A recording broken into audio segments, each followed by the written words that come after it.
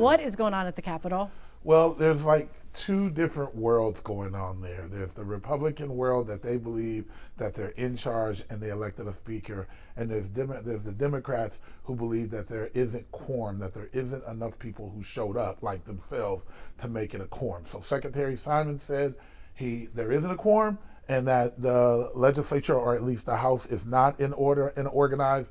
And the Republicans said, no, we're not going to listen to that. We got enough people, and they went up there and they elected their leader or the leader of the House of Representatives, Speaker Damon. So no one knows if that's legitimate or not. It was done. But it was done, stand? and they're in two worlds, and we're on parallel tracks, and it's kind of like a Marvel movie. We're in like different dimensions. You're going to have DC and Marvel, and then maybe at some point we'll have the mashup.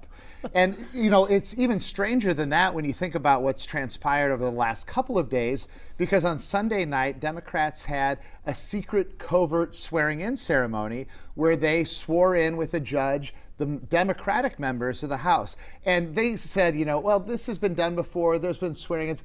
No, let's be real. Never in the history of the state has an entire legislative caucus been sworn in off-site with no notice to the public, no notice to the media.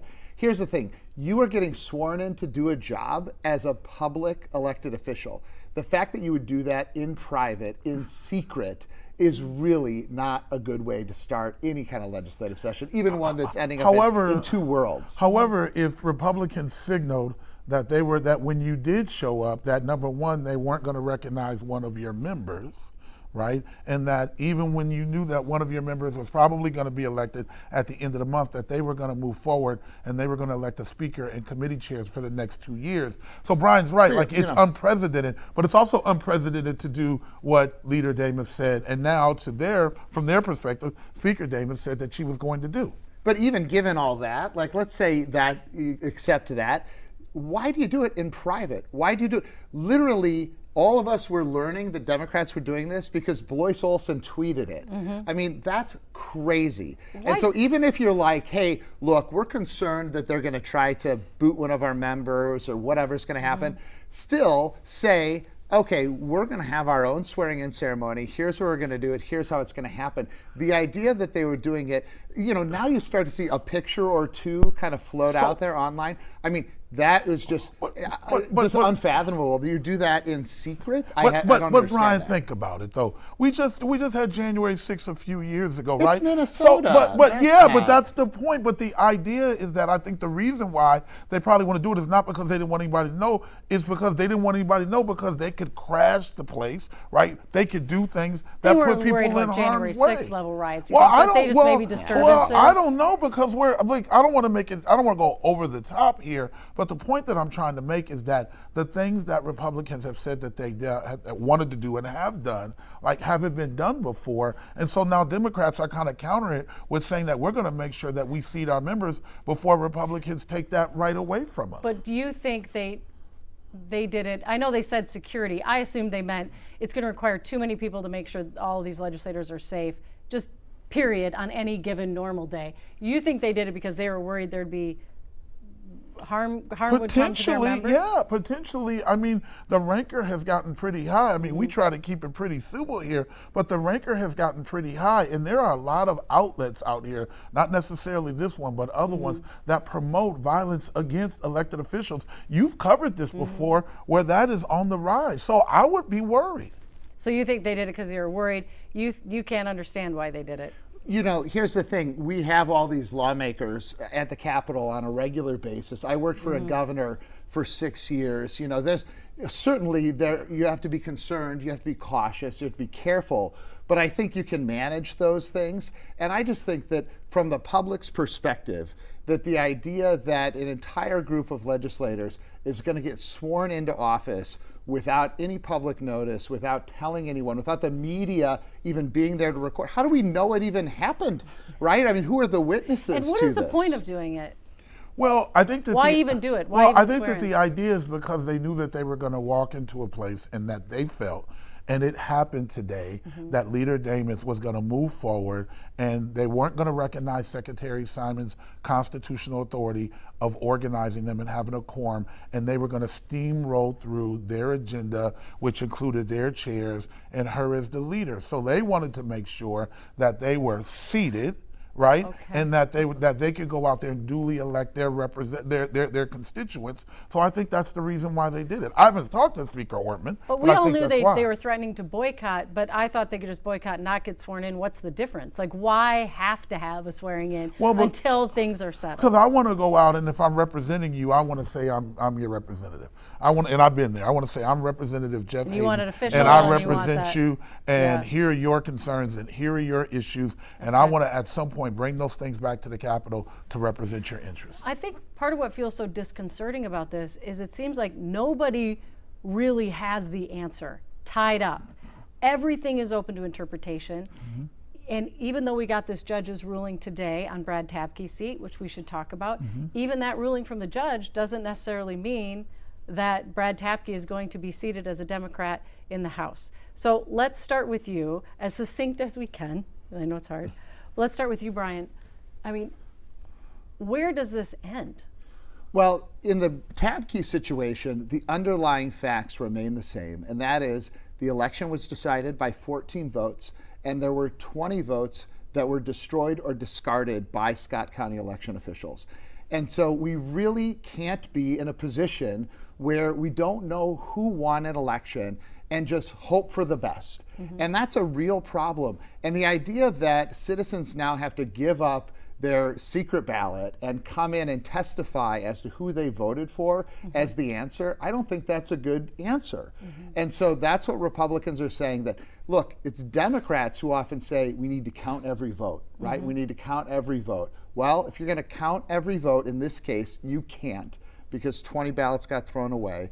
And so, as difficult as it is, really the only way to know for sure is to have an election in that district. So they're saying we're not going to see him, but a judge came in though and said he won the election.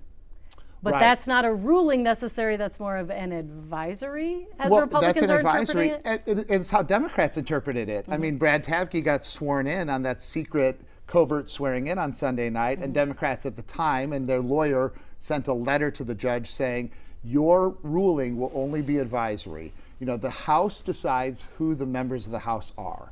So that's a fact. The judge is saying that, you know, based on what I'm seeing here in X, Y, and Z, you know, you should seat Tapke.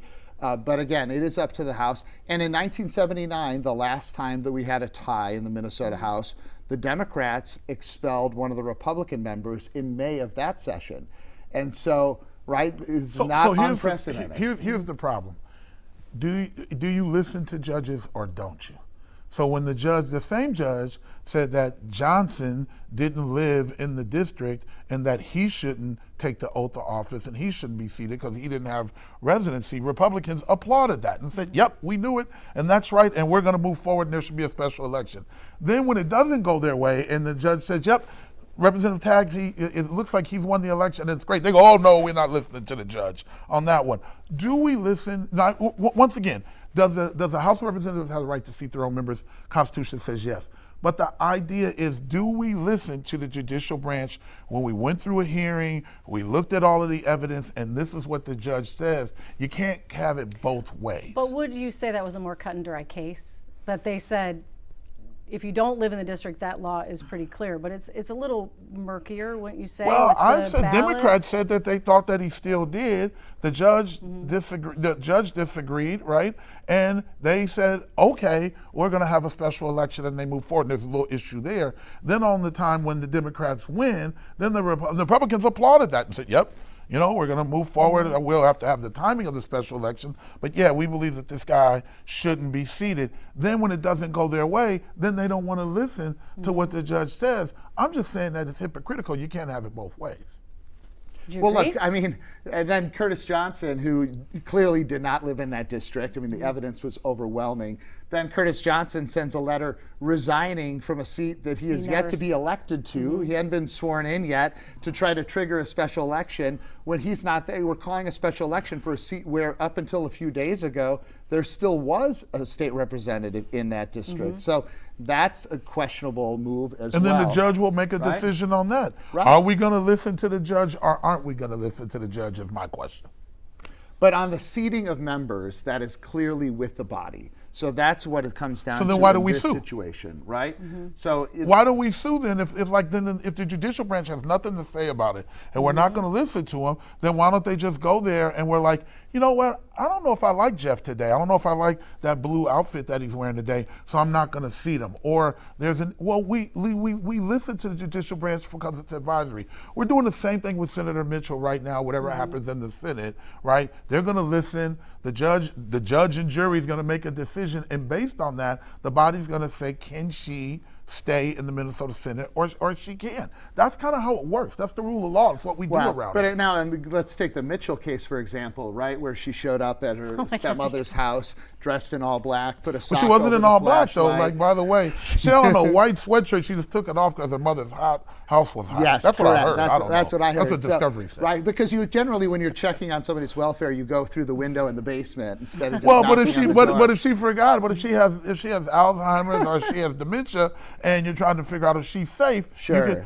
we're lawyers, Sure. we're non-lawyers litigating the But case. what I'm saying that's is the point. there, though, Yeah. she's charged with felony burglary, right? And so now the judge this is an actual criminal case. That is different gosh. than these election cases that we're talking about. Yeah, but the idea, I know, that's why you go through the process and get adjudicated. There's plenty of people I know that got charged with criminal cases that were found innocent. That's the Well, you deal. go through So the the process, yeah. media and often Republicans who could get an advantage from that are framing it, unfortunately, in the way that Brian is, as opposed to saying, let's play this out and see what happens. Well, but why does she want to delay it then, right? I mean, you think she's if got work to do. If she's innocent, though, and she's ready to proceed Right. with that and wrap that up, I mean, you have a victim of a crime and you're having the justice delayed because she would rather serve in the Minnesota Senate than deal with the situation that she created. She drove from her home in Woodbury all the way to Detroit Lakes 4 To check on her hours mom from in her the middle of the perspective. night, sure, right? not her mom, And though. so, yeah. Or her Stepmom. stepmom. Big right? difference, though. Right,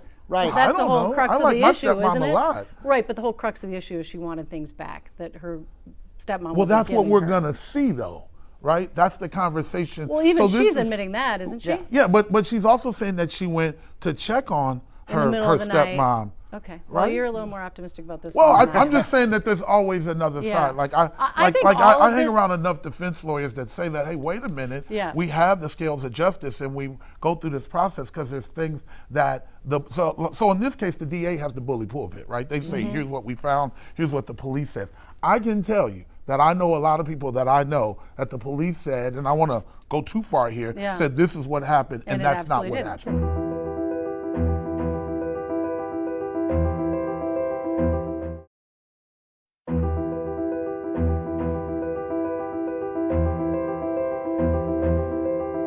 Every single thing we talk about, you can bring up a side story that's equally as crazy. I mean, the fact you just brought that up, because that's also going on right now in the Yes. Senate. And, so let's focus on where things stand right now. This is airing at 10 o'clock tonight. Brian, you go first. Where do things stand right now? Does anybody even know? Well, for the first time in the history of the United States, a legislature began its session without clear majorities in either their House or Senate.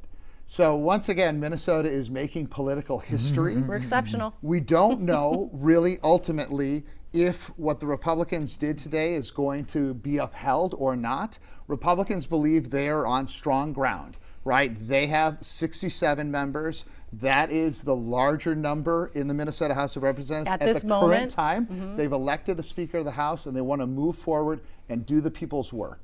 So that's where we are. We will see how it unfolds over the next couple of weeks. But, it is actually unprecedented. And that's a word that we use all the time these days when we talk about politics. But nothing like this has ever happened in the history of American politics, Not just in Minnesota, period. anywhere. Yep. So where does it end up?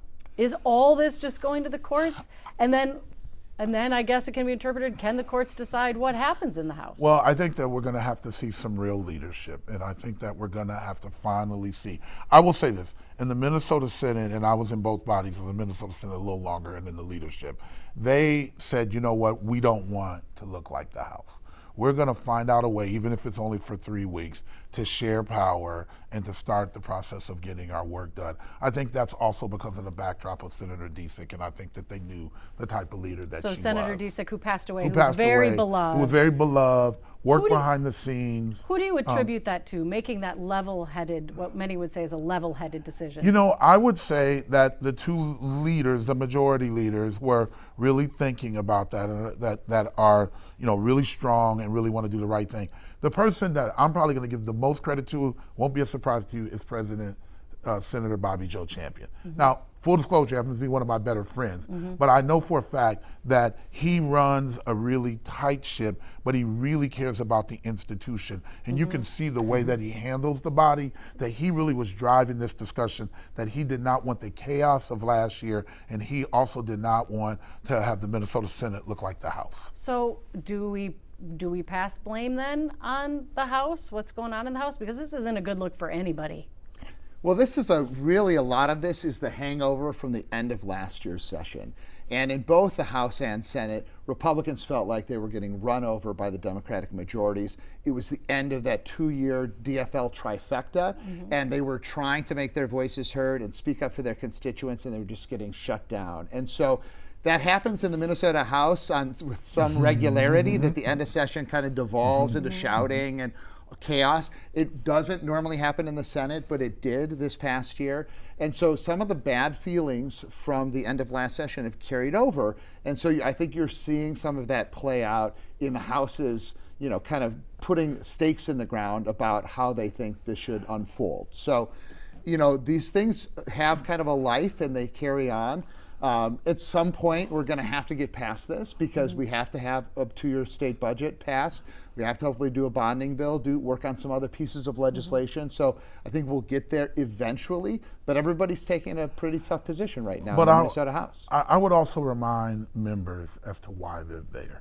Right? And there's enough blame to go everywhere. It wasn't simply the Republicans weren't being heard, it was that they were filibustering, is that they were talking about things that were unrelated to the bills, that they were dragging the argument out way over time, in which I think that the leaders said, we got to get some things done. I don't know if I agree with the way in which they did it, but it wasn't that they just said one day, you know what, we're not going to listen to Republicans. They had listened to them ad nauseum, and they figured at some point we got to get things done for Minnesotans. I don't necessarily think that that was the way to do it, but everybody had a lot to blame on that.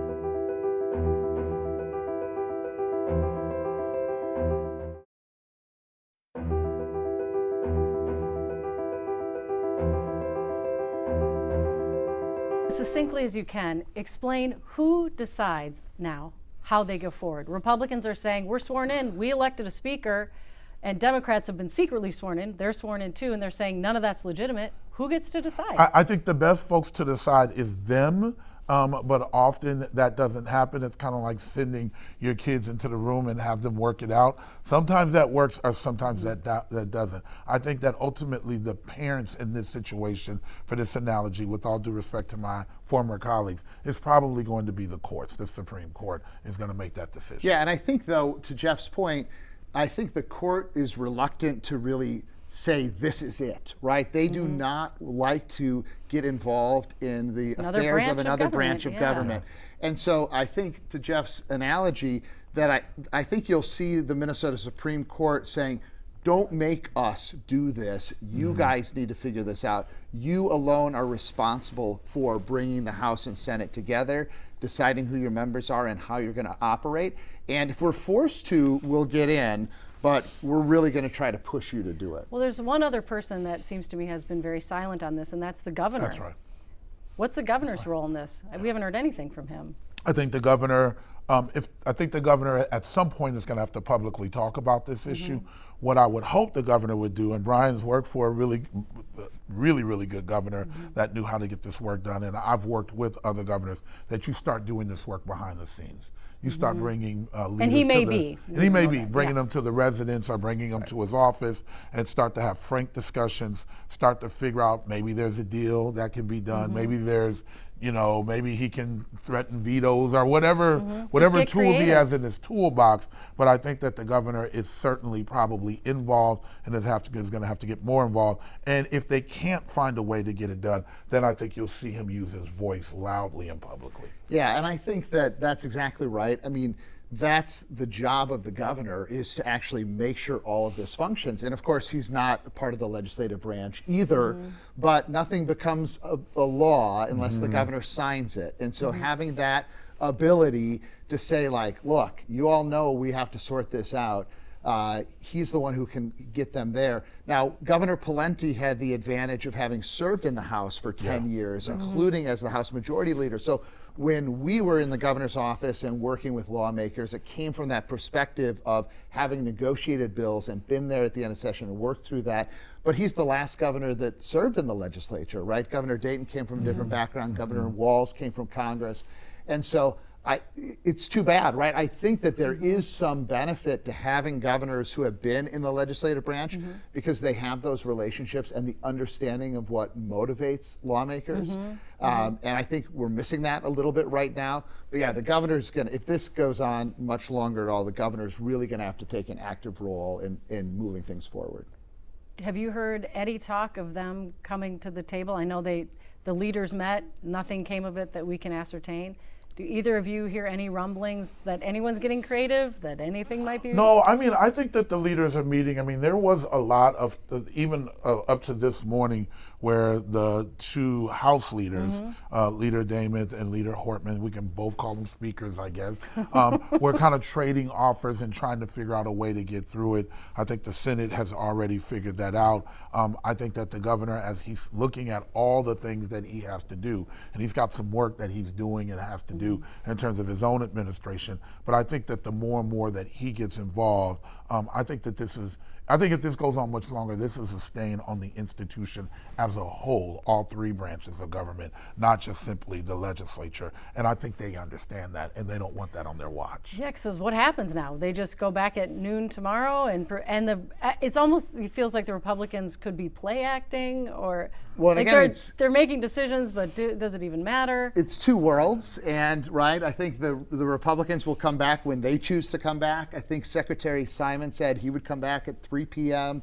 right? Those may be two different times. Yeah, in he the may two be different knocking on the worlds. door if He's they coming lock in. him They up. might say, like, we're good. We don't need you anymore. We've begun the session now. Again, keep in mind that Republicans, believe they have an organizational majority, so they have the most members. They can elect a speaker, organize the committees, get to work. But to pass a bill still takes 68 members. And so nobody disputes that to get anything through the Minnesota House, you are going to have bipartisan votes. So at that stage, at that point, we're still going to have to see Democrats and Republicans come together. And that's part of it, is that you hope that the tensions at this beginning of the session don't make it almost impossible to do anything down the road, because we're still going to Or even in the short term, for instance, if you organize and you go through these procedures to remove Representative Tapke, every single member of the Republican caucus is going to have to vote for that, even if it's not real. That's your vote. So you got to go home and you got to talk about that. At the same token, Democrats, if they kind of don't show up and continue to just stay in their districts or wherever they may be, they're going to have their constituents saying, get your tail to work. And so I think that there could be at a point that group, we like to call it a little rump caucus, that maybe a group of like folks that either are level-headed or really think about the institution, or are in purple districts that are 50-50, and said, listen, I didn't sign up for this. I signed up to come to work, or they hear from their constituents, and they could turn the channel, or they could change the tenor of it. I think that it may ultimately, and if I'm a leader, that's the last thing that I want, is that my caucus starts to turn on me. So I think that both leaders really have to figure out how long does this take? And at the end of the day, when I have an election certificate, like, the leader is somebody I elect, they're not my boss. I want to kind of make that clear. People think of the leaders as the CEO or the boss. That's not the case in the caucus. And you have an election certificate, no matter if you got it in the middle of the night or not, you got it, right? And you can make a different decision than your leader wants. Yeah.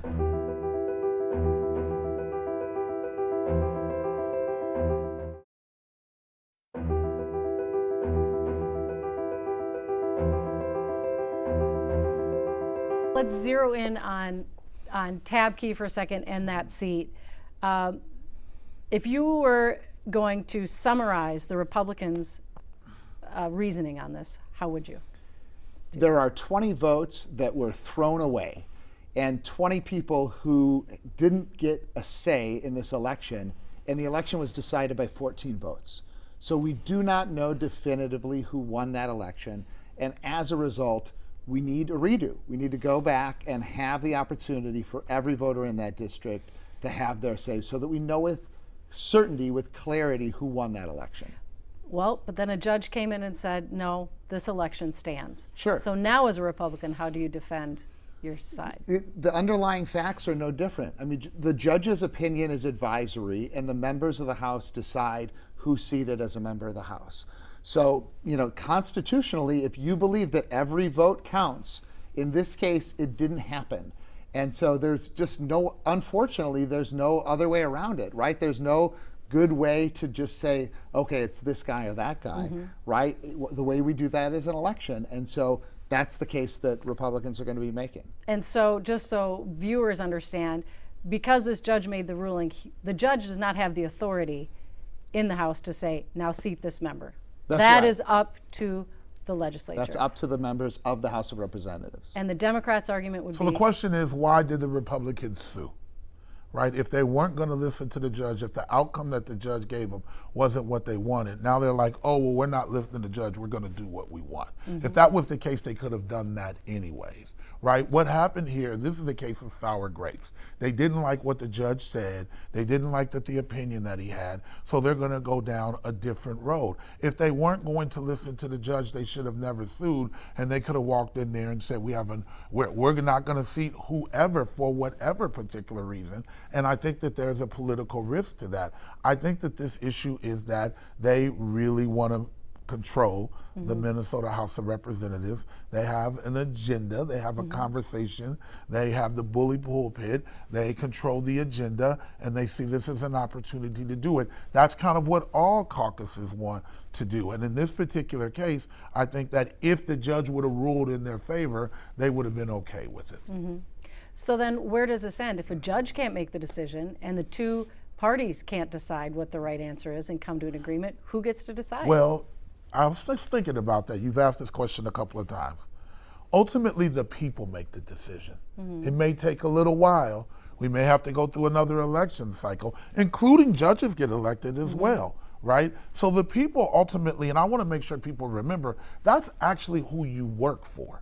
So when you're making these decisions, when you're all together in a room and you're doing the group thing, As the legislators, I've you done say. as the legislature, and you're talking and you're raising your hand and you're going to town, like you're talking to your bud over here, but are you talking to your constituents? Are you really doing the right thing for people? And I agree, like in 2 years, this could get litigated by voters. But in the meantime, you have to pass a budget by June. So who decides in the mean?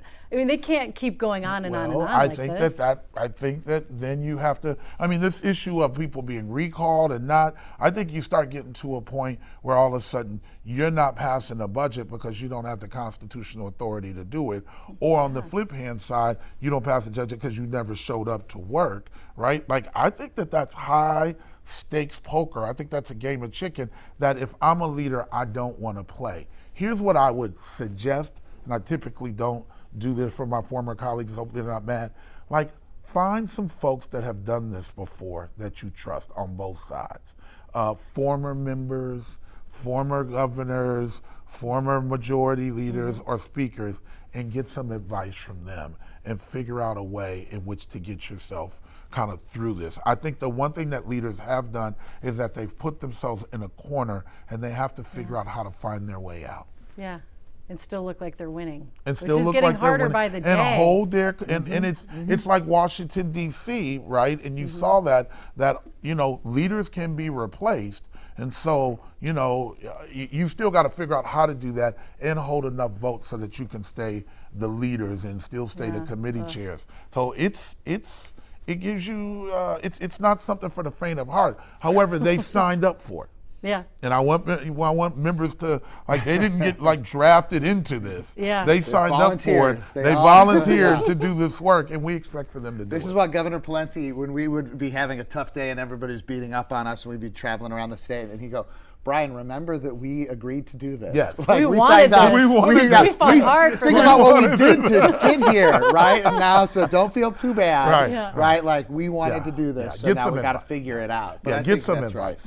But what would your answer be to that question? Like, now what? Well, How so- long does this go on? Because there's no encouraging signs Well, right when now. the public turns on everybody on Yeah. both sides, right now it's really just like the hyper partisans, the people who are on Twitter that are really but Paying attention. But people are going to see this. I mean, this is going to lead the news every night. They're going to say Minnesota's the first state to ever have this happen, where you don't have clear majorities in either body, and what the Republicans and Democrats are fighting, and there's a secret swearing in, and then the Democrats don't show up, and is it a kangaroo court, and all of this stuff, right? And eventually, Minnesotans are just going to turn on everybody. And when that starts to happen, that becomes the impetus to negotiate and work something out. And no matter what the situation is, there's a deal that can be struck, right? And so it's getting enough pieces on the table so that you can have a bunch and then knock some off, get down to what really matters and what do we have to make this work. Well, And I think they'll get there. It is a question of, does that happen, later this week, or does this happen, at the end of January? We'll see as far as that goes. But I think they can get to. I think that when you're, I was the deputy leader, right? So I wasn't the leader, but you want that to be legitimate, right? Like Yeah. you want to be able to walk around on both sides of the aisle and say, listen, I'm the deputy majority leader, right? I work, the caucus elected me to do so. Here's the work that I'm doing on behalf of the caucus. Here's the negotiations. I don't want to walk in here and say that I'm the half deputy majority leader or I'm the illegitimate deputy majority leader because this is caught up in the court. So I think that at a certain point, whoever becomes the leader really wants that legitimacy. They don't want to go down in the history of being someone that has an asterisk on their name. They want to get their work done, and it needs to be legitimate. And your best hope is that the leaders themselves come together, I not think that so. this goes to That's the courts. that's the point. That's the best way. On a scale of Otherwise- 1 to 10, 10 being it's definitely happening, by the end of January, what would you guess?